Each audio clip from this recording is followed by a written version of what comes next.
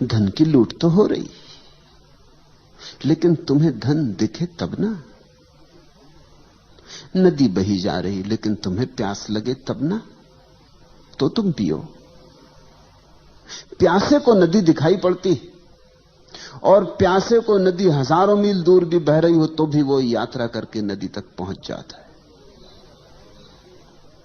और गैर प्यासे के सामने, घर के सामने से बहती हो गंगा, तो भी दिखाई नहीं पड़ती। ख्याल रखना, तुम्हें वही दिखाई पड़ता है जिसकी तुम खोज कर रहे हो। जिसे तुम देखने निकले हो वही दिखाई पड़ता है। कहते हैं चमार जब रास्ते पर चलते लोगों को देखता है तो उसे सिर्फ लोगों के जूते दिखाई पड़ते, सिर्फ जूते दिखाई पड़ते हैं। जूते ही खोजने चला है, जूतों से हिसाब लगाता रहता है। जूता देख के पहचान लेता है चमार, करीब करीब तुम्हारे जूते से तुम्हारी पूरी आत्मकथा पहचान लेता। जूते की खस्ता हालत बता देती है कि शायद हार गए चुनाव में इस बार। जूते पे चमक, दर्पण जैसी चमक दिखा देती कि मालूम होता जीत गए। जूते की चमक बता देती है कि जेब गर्म है कि ठंडी। जूते की हालत बता देती है कि बुलाए, तुम्हारे साथ मेहनत करे कि गुजर जाने दे। जूते की हालत बता देती है कि भैया गुजर ही जाओ तो अच्छा, कहीं और ही चले जाओ तो अच्छा, यहां ना लौटाना, नहीं तो उधारी करोगे। चम्हार जूते को देखता है। चम्हार जूता देखने को ही बैठा है, उसकी नजर वहां लगी। दर्जी तुम्हारे कपड़े देखता है, दर्जी तुम्हें नहीं देखता, तुम्हारे कपड़े ही दिखाई पड़ते। तुम जो खोजने निकले हो वही तुम्हें दिखाई पड़ता है। इस सत्य को खूब गहराई में पकड़ो। वही रास्ता, वही सड़क, वही बाजार, तुम अलग अलग बार निकले हो और तुम्हें अलग अलग दुकानें वहां दिखाई पड़ी। तुमने कभी सोचा? जीवन के छोटे छोटे तथ्यों पर विचार करो और वहां से बड़े तथ्यों की पकड़ आएगी। जब तुम भूखे होते हो तो भोजनालय और रेस्तरां और होटल यही दिखाई पड़ते। उपवास करके एक दिन जाओ बाजार में और तुम पाओगे अरे इतने रेस्तरां हैं यहां, इतनी होटलें, इतनी दुकानों पर भोजन बिक रहा है। ये तुम्हें कभी ख्याल में ना आया था। तुम भरे पेट निकले थे, ख्याल में आने का कोई कारण न था। फिर एक दिन भरे पेट जाओ, फिर वो दिखाई ना पड़ेंगे। जिसकी काम वासना पीड़ित है उसे रास्ते पर पुरुष नहीं दिखाई पड़ेंगे, स्त्रियां दिखाई पड़ेंगी। उसे पुरुष छूट ही जाएंगे, पुरुषों को वो मद्देनजर कर जाएगा। वो गुजरेंगे जरूर लेकिन उनकी कोई छाप ना बनेगी। लेकिन जिसकी काम वासना तृप्त है उसे स्त्री पुरुषों से कोई भेद नहीं पड़ेगा। और जो काम वासना के पार जा चुका है उसे तो यह भी भेद करना मुश्किल हो जाएगा कि कौन स्त्री है कौन पुरुष है। स्त्री पुरुष का भेद तुम तभी तक करते हो जब तक तुम्हारे भीतर तलाश है, तुम्हारे भीतर वासना प्रदीप्त है। नहीं तो कौन चिंता करता है? तुमने ख्याल किया? तुम वही देखते हो जो तुम खोज रहे हो। तो पलटू तो कहते हैं कि भागवत धन की लूट हो रही, ये सामने ढेरी लगी है, लूट सको तो लूट लो। खड़े खड़े क्या देख रहे हो? पलटू कहते। लेकिन जो खड़े खड़े देख रहा है उसको वहां धन दिखाई नहीं पड़ रहा, उसे वहां कुछ भी दिखाई नहीं पड़ रहा है। या यह भी हो सकता है कि जो लूट रहे हैं वो उसे पागल मालूम होते हो, क्योंकि जब उसे धन नहीं दिखाई पड़ता और ये टूटे पड़ रहे हैं तो पागल ही तो मालूम होंगे। ये किस चीज पर टूटे पड़ रहे हैं? यहां कुछ भी तो नहीं है। उसे लगेगा ये सब मन की कल्पना के जाल में पड़ गए। ऐसी तो होता है, तुम यहां बैठे हो, जो लोग यहां नहीं है वो तुम्हें पागल समझते हैं, वो पागल समझेंगे ही। वो कहेंगे किस कल्पनाओं में पड़े हो। अरे यथार्थ जगत को देखो, किस सम्मोहन में उलझ गए हो, किसकी बातों में उलझ गए हो। ये सब बातें हैं, इनमें मत उलझ जाना, नहीं तो घर गृहस्थी खराब हो जाएगी। बाल बच्चों को देखो, पत्नी को देखो, परिवार को देखो, अपने कर्तव्य का ध्यान रखो, यथार्थ को देखो। ये किन बातों में पड़े हो? इतना समय दुकान पर लगाओ, बाजार में लगाओ, कुछ कमाओ। कमाई हाथ में आएगी तो कुछ काम आएगी। ये धर्म चर्चा, तत्व चर्चा, ये किस काम में आएगी? इसकी रोटी बनाओगे कि कपड़े बनाओगे, किससे छप्पर बनाओगे? इससे बच्चों का पेट नहीं भरेगा और न पत्नी के लिए साड़ी खरीद सकोगे। किस झंझट में पड़ गए हो? लोग तुम्हें समझाते हैं, लोग तुम्हें कहते होंगे अभी भी लौट आओ, अभी ज्यादा नहीं गए हो, नहीं फिर पीछे लौटना मुश्किल हो जाएगा, कहीं ज्यादा मत उतर जाना इसमें, होश हवास ना खो देना, औरों ने खो दिया है। उनकी बात भी ठीक तो है, उनकी तरफ से ठीक ही है। अब यहां लोग मेरे पास आए हैं, दूर दूर से आए, कोई जापान से है, कोई जर्मनी से है, कोई ईरान से है, कोई इथोपिया से है, कोई अमेरिका से है, कोई स्वीडन से आया है, कोई इंग्लैंड से है, कोई इटली से है। दूर दूर से लोग आए, करीब करीब जमीन के हर तरफ से लोग यहां मौजूद हैं, सिर्फ चीन और रूस को छोड़ के, क्योंकि वहां से आ नहीं सकते।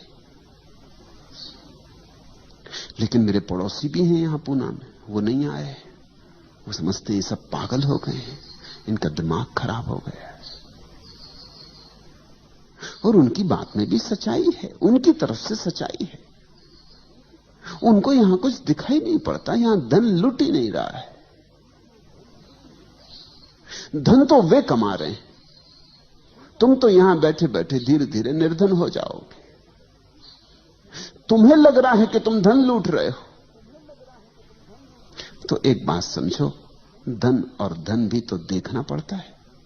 जिन्हें बाहर की वस्तुओं में धन दिखाई पड़ता, उन्हें भीतर की वस्तुओं में धन नहीं दिखाई पड़ता। जिन्हें भीतर की वस्तुओं में धन दिखाई पड़ जाता, उन्हें बाहर की वस्तुओं में धन नहीं दिखाई पड़ता। बुद्ध ने अपना राजमहल छोड़ा तो उनके सारथी ने, जब उन्हें छोड़ने गया जंगल में, उसने उनके पैर पकड़ लिए। सारथी ने, बूढ़ा सारथी, बचपन से बुद्ध को रथ पर घुमाया किया है, बचपन से बुद्ध को बढ़ते हुए देखा है, उसका भी बेटे जैसा लगाव है बुद्ध से। उसने बुद्ध के पैर पकड़ लिए और कहा कि ये क्या कर रहे हो, जंगल में कहां जा रहे हो? इस महल को छोड़कर, इस संगमरमरी महल को छोड़कर, उस सुंदर यशोधरा को, तुम्हारी पत्नी को छोड़कर, उस नए नए पैदा हुए बेटे राहुल को छोड़कर, अपने बूढ़े बाप को छोड़कर तुम जा कहां रहे हो?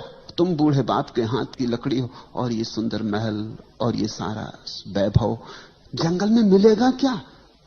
तुम मुझसे पूछो, मुझ बूढ़े से पूछो, मैं जंगलों में खूब भटका हूं, वहां कुछ भी नहीं है। और दुनिया तो महलों की तरफ जाना चाहती। तुम्हारा दिमाग ठीक है, तुम महल से छोड़ के जा रहे हो। कौन नहीं जो राजा ना होना चाहे, और तुम राजा होना तुम्हारे हाथ में और छोड़ के जा रहे हो। वो बूढ़ा रोने लगा। उसकी बात भी तो ठीक है। उस बूढ़े को जंगलों में कुछ भी नहीं दिखाई पड़ता, उसे सब महल में दिखाई पड़ता है। गरीब आदमी का धन महल में मालूम होता है। ये तो कभी किसी अमीर को समझ में आता है कि महल में कुछ भी नहीं। ये तो किसी अमीर के अनुभव में बात उतरती कि यहां कुछ भी नहीं, क्योंकि देख लिया, कुछ पाया नहीं। शोरगुल तो बहुत है, सार बिल्कुल नहीं। बुद्ध हंसने लगे। उन्होंने कहा, तू तेरी तरफ से ठीक कहता है, लेकिन मेरी तरफ से वहां कुछ भी नहीं। वहां से मैं देख के आ रहा हूं। तू तो बाहर बाहर था बूढ़े, तू तो सारथी ही था। मैं भीतर रह के आ रहा हूं, वहां कुछ भी नहीं। और जिन्हें तू महल कहता है, सुंदर आलीशान वैभव से भरे संगमरमर के, उन्हें मैं केवल लपटों में जलता हुआ देख रहा हूं। मुझे जल्दी दूर निकल जाने दे, इसके पहले कि वो मुझे भी खाक कर दें, क्योंकि वो बहुतों को खाक कर चुके।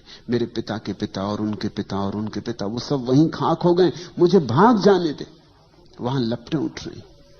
वो बूढ़ा देखता है महल की तरफ, वहां कोई लपटें नहीं। ये बड़ी दृष्टियों का भेद है। और बुद्ध ने जो कहा था ठीक ही कहा था, क्योंकि जंगल में ही मिला। जो धन था, परम धन था, वो एक दिन बैठकर जंगल में ही मिला।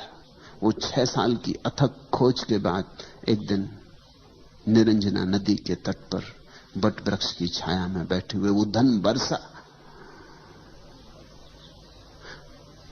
तो एक अदृश्य धन है, तभी तक अदृश्य है जब तक तुम्हारी आंखें बाहर से उलझी।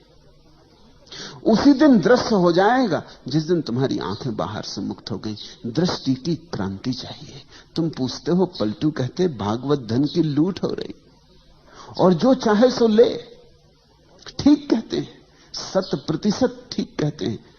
बस चाहना ही पर्याप्त है लेने के लिए। जो चाहे सो ले, कोई रोक नहीं रहा है। समाधि का धन ऐसा है कि उसे कोई भी रोक नहीं रहा है, तुम्हें कोई बाधा नहीं डाल रहा है। मगर बड़ा मजा है, जिस धन पर बड़ी बाधाएं हैं, जो तुम्हें मिलना एकदम आसान नहीं, उस पर तुम टूटे पड़ रहे हो। और जो मिल भी गया अगर, तो भी कुछ मिलेगा नहीं, उस पर तुम टूटे पड़ रहे हो, उस पर लूट मची। और जो धन कोई भी छीनने को नहीं मालूम हो रहा, और जो धन इतना है कि सभी को मिल जाए तो भी न्यून नहीं होता, उस धन की तरफ तुम जा भी नहीं रहे हो। तुम सब भागे जा रहे हो बाहर की तरफ, और तुम्हारा धन तुम्हारे भीतर है। तुम्हारा धन तुम हो। तुम्हारे होने में, तुम्हारी सत्ता में तुम्हारा धन है।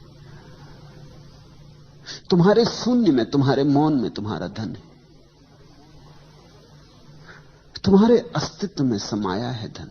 खजाना लेकर तुम आए हो, चाबी भी तुम्हारे पास है, लेकिन इस चाबी को तुम कभी भीतर की तरफ लगाते नहीं, बाहर की तरफ लगाते हो। यही आंखें जो बाहर की तरफ भाग रही, दूर दिशाओं में दौड़ी चली जा रही, यही आंखें लौटकर अपने धन को खोज लेती। यही हाथ जो और सारे संसार को पकड़ते फिर रहे हैं, इन्हीं हाथों में छिपी ऊर्जा भीतर की तरफ लौट के परम धन को संभाल लेती। लेकिन कोई रोकता नहीं, फिर भी तुम उसके प्यासे नहीं हो। तुम अभी संसार से थके नहीं हो। तुम्हें लगता है यहां शायद हो, आज नहीं मिला कल मिले।